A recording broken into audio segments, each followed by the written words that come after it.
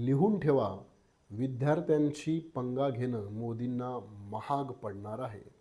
ज्या विद्यार्थ्यांवरती आज जंतर मंतरवर अमानुषपणे लाठीचार्ज केला गेला, त्यांना रक्तबंबाळ केलं गेलं, तेच विद्यार्थी या जुलूमशाहीला उखाडून फेकल्याशिवाय राहणार नाहीत.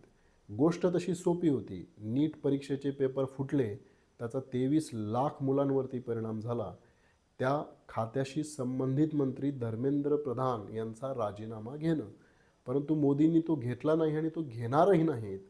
कारण पेपर फुटणे हा काही योगायोग नाही, हा अपघातही नाही, तर या सरकारच्या काळामधला तो एक पॅटर्न आहे.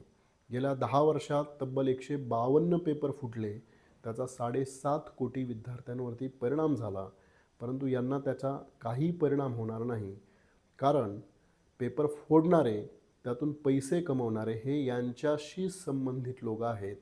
त्यामुळे त्यांना संरक्षण देण्याचं काम हे मोदी करतात. हरकत नाही.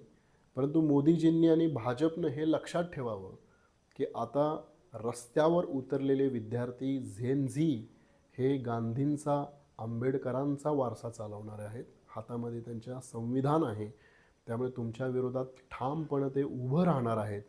तुम्ही कितीही लाठीचार्ज केला तरी खुर्चीवरून तुम्हाला खाली खेचल्याशिवाय ही झेन झी थांबणार नाही.